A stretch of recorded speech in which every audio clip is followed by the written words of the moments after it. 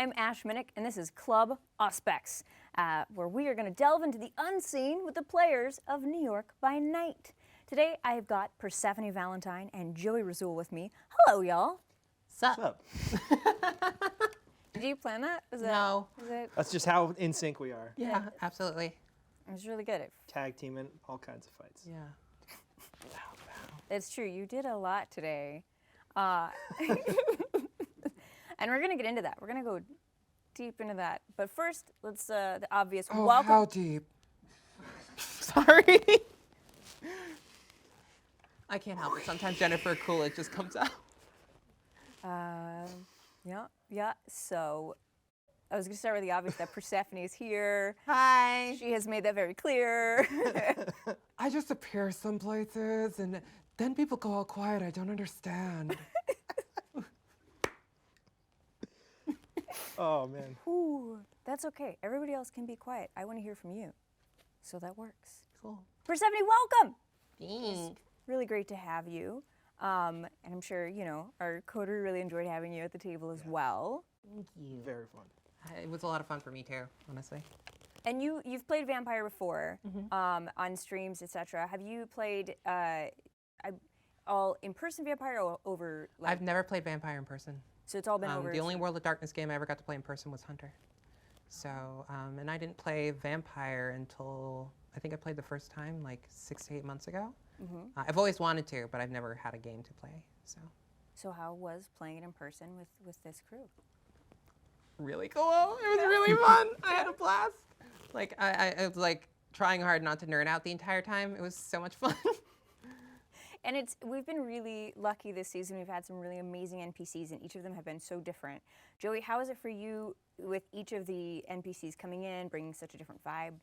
Like, it's so hard to know what to expect from people coming up. Like, Annabelle's a very established character, and so, like, knowing a little bit about what Erica is going to bring to the table, but then she knocks it out of the park. And then everyone else who's come in has just been like, I have no idea what's going to happen when they open their mouth. And then they say something, and I'm instantly enraptured by, you know, what's going on. Like, the energy just comes in at 11, and I'm like, oh shit, I'm playing a character. God damn it. Angry. Is it hard for you to not just react as Joey? There's a few times where I will just drop my head because I'm smiling so much. Yeah, it's happened a few times, and I'm trying to fight it. Trying to fight it. Well, it felt like from watching that you vibe really well and got in there really well. I feel like if I were coming in, I might feel odd being the sort of person who hasn't been playing with them now. There's 6 episodes in, so you guys have a rapport, and you're coming in, and that's kind of an interesting bar to have to get over is to sort of create an immediate rapport with not only the characters don't know each other, but you're meeting some of the folks for the first time today. Yep. Did you find that was easy, or was it a struggle, or did you feel like you just meshed immediately? I think that it went pretty well immediately. Like, obviously, I was sitting there, like, waiting for the time to come in, and that was a little nerve-wracking. It's like, oh God, when is it going to be? When is it going to be? My anxiety's up. I'm trying to focus on everything so I know what's going on. But no, it was pretty easy. I think that at this point, I've done like a few guest things with different games. This is my first one in person, but like it's usually pretty easy to get a feel for the vibe at the table as long as you're paying attention to like body language and like how other people are interacting with each other and to figure out where you slot in. Like that's usually a fun part of guesting for me. Yeah. An added layer of challenge, I guess. Speaking of body language, we had some body changing happening from both of y'all today, especially in the eyes, getting a little with you got snake eyes, and then Mr. Shark over here. Yeah, snake eyes and shark eyes. Yeah. Is there something when you're creating a character where you look at something that's like, oh, this changes my eyes, this changes part of me, where part of you is like, oh, I've got to do that. I just feel like it'd be very cool to have snake eyes or turn into a shark. I would definitely pick that on purpose. There was a very, very small part of me that originally, when we started, wanted to just wear scaleras the whole time and have shades. And then when that moment finally came, just pull them down for the first time. And I was like, there's no way I can do it. And I've literally never worn contacts in my life. It's And scleras are not the place to start. Yeah. no. And you can't really wear them for more than 4 hours at a time. Your eyes would die. And you would have been in shades for 5.5 episodes, basically. Which is, you know what? Not as long as I thought it was going to be. That's true. You're kind of squishing them together. Yeah. So let's talk about the pit Mm-hmm. and what was going through Joey's head and Ray's head. What? Well, so That's my question, Joey. What? yeah. So contrary to the evidence, Ray is not the biggest fan of fighting. Ray himself wants to kind of preserve the part of him that is human, and he never really fought as a human. He was more or less a white-collar criminal, didn't really get his hands all that dirty, and now has the ability to, but every time he does, it means he's giving in to something, and he has very little, ability to resist that. So this was kind of going to be his moment to prove to himself that he could keep the beast at bay. And I went into that pit thinking that I wasn't going to throw a punch and just get beat up and get dragged out of the pit and be like, oh, buddy, you lost the fight. And be like, no, I won the fight in here. And then I did that one roll, bestial failure, and I'm like, Dice had other plans. Dice had other plans. Can I say I, in watching it, was excited that Ray gave in to his gangrel finally? Yeah. Yeah. And it's just like, once it happens, it's like, okay, this is where we're going. Yeah. You might as well roll with this tide. Yeah, just to see that, I enjoyed it. And then You're sick. I like drama. If you're sick, I'm sick. I loved it. I ate that shit up with a spoon. Well, and then Simone interfered, or intervened, I should say, in the pit. What was the... So Simone is in some ways prone to flights of fancy, or like, not that she doesn't play the long game, because she very much does, but like these people were folks that she met once the night before, and then they came in and visited her and were, talking, and like she finds them interesting. And one of them goes down to fight, and it's this massive Nosferatu with short little legs and a huge torso. And is sort of like, this doesn't bode well for what could be an interesting storyline. I'm going to involve myself just to see where this one goes. And how did Ray feel about that?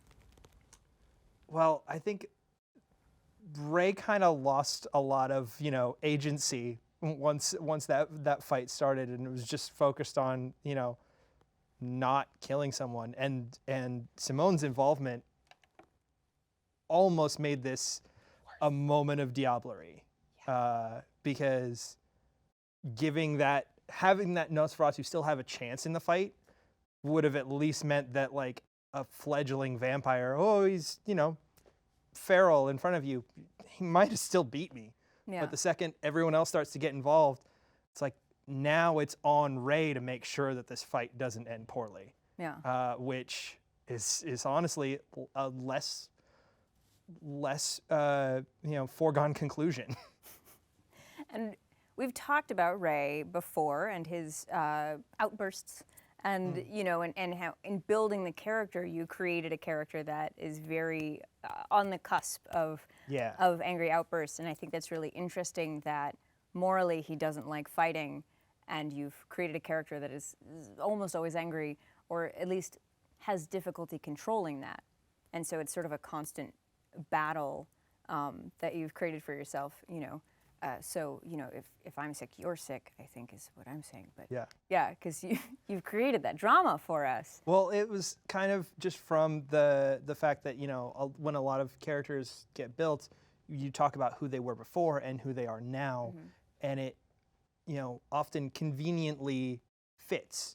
Their background fits who they've become, and part of that is the nature of the embrace. And you kind of talked about it, of like why Simone was embraced. And that becomes like a tool. But with Ray, his embrace has nothing to do with who he was, and he would much better be suited as something like Ventru. And he doesn't get that opportunity. He gets to be Gangrel, and there's, he's now at odds with what he used to be good at, which was talking to people and manipulating people, and now he just doesn't have the patience for it. Yeah, and he's sort of becoming everything he's never wanted to be. Yeah. Yeah.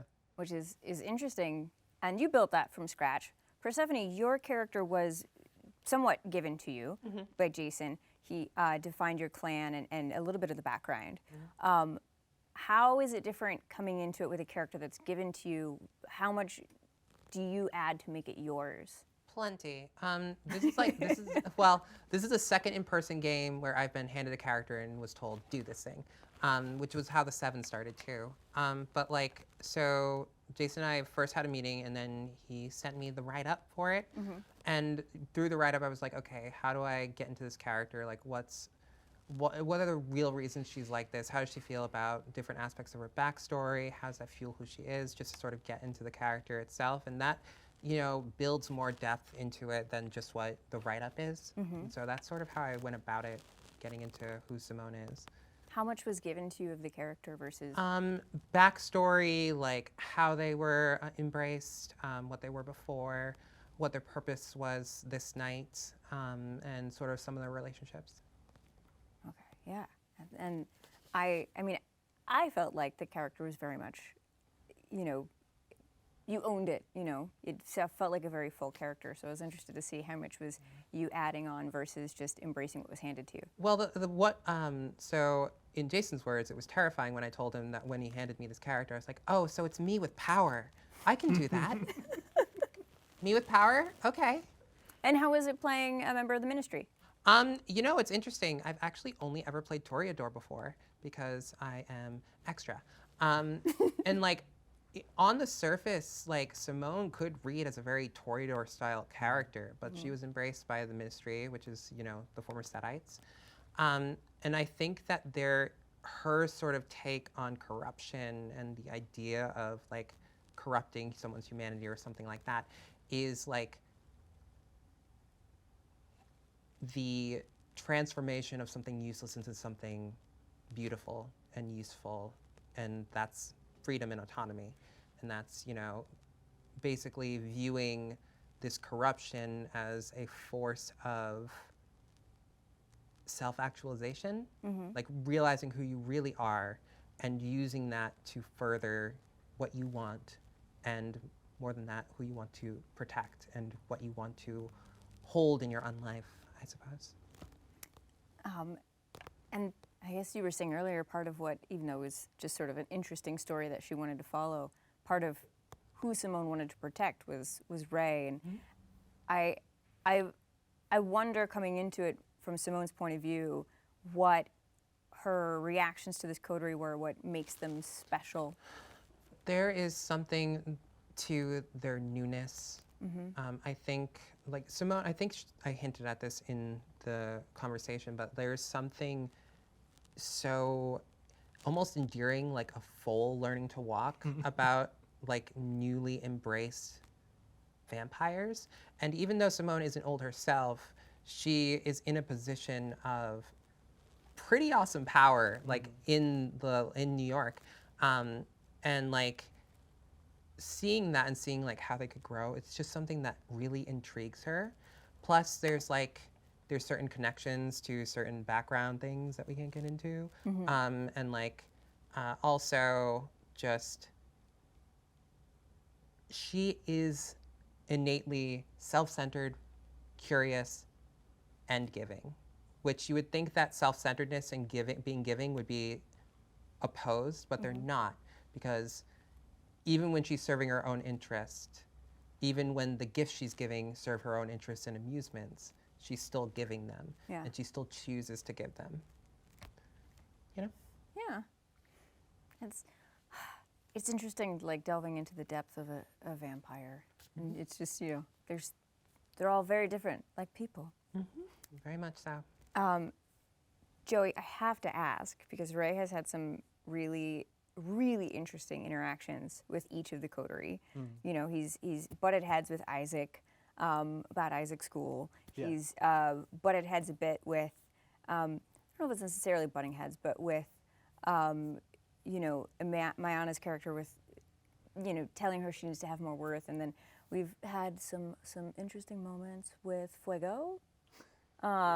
So how is Ray feeling about his coterie right now? Ray is learning to like his coterie. I think the biggest thing is that he has a lot of things that he feels he has to do himself. And he's willing to help the coterie, but when it comes to something that he needs to do for himself, like doing it yourself is almost as important, if not more important, than getting it done. Yeah. And so, like, you know, Seraph coming in and trying to help in the pit was immediately something that, like, Ray couldn't really handle or process. Yeah. And there's no good way to, like, help someone, like, deal with their own inner issues, like, especially if they, like, what is giving them self-worth is them being able to overcome it. Yeah. That's a really hard conversation to have with anybody, especially in a tense moment. Yeah, and there's a lot of journeys happening with each of the characters individually that seem like it's almost pushing them apart. Do you feel like this is just going to make y'all stronger, or I is there gonna think be this some is like, rifts? that's kind of one of the fun things about Vampire is that you can push back on other players a little bit more. You don't have to have as much of a, like, yeah, but we still got to be an adventuring party and we still have to go forward and all have to be friends at the end. Like, there is something that is forcing us to be together, and that is that we own this territory and that we have a hard time surviving without each other. Yeah. So because that pushes us together, we can, like, resist a little bit more and play a little bit more of a dynamic character because we have that, Yeah, you know, elasticity. You don't have to justify emotionally why you're together. It's an Yeah, outside force. exactly. So you can just hate each other. Yeah, I mean, we're growing to like each other. I think Yeah. we all start to respect each other, you know, to varying degrees. Yeah. So I have a question for y'all's people, not necessarily about these characters. I'm going to flip the script a bit. Okay. So I'm going to ask, what, if you could choose any clan to play a different character in this game, what it would be? And Joey, for you, it's if you were coming into this game with these characters as an NPC, what clan would you want to be to come in as? And Persephone, if you were playing at the table as a player, what clan would you want to be? Your thoughts first? I always want to play Toreador. I always, it's my instinct. You'd Toreador them. Yeah, Bruja, though, also interests me quite a bit. Yeah. Yeah. Yeah. Joey? I think I'd come in as, like, a tech-heavy Nosferatu. Oh yeah. Yeah. Why? Partially because I feel like it might be what we're missing. No, but like, Ray is an interesting character to me, but he's not necessarily something I normally play and normally gravitate towards. Like, I kind of built the character, and I was like, that's an interesting character. Oh, I have to play him. Ooh. And so, like, that's been, like, a struggle for me. But to come in as, like, someone who's a little bit more, like, meek and saying, like, hey, I just have the information. I'm like, you know, I'll give you the information if you want. I'm like, it's not a big problem.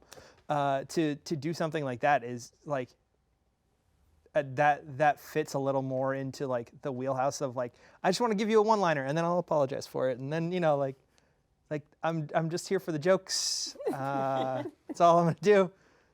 Good Yeah, old low Ray's status character. not really built for that. Every now and then a one-liner pops into my head. I'm like, can Ray say it? Can Ray say it? Can we? Does that fit?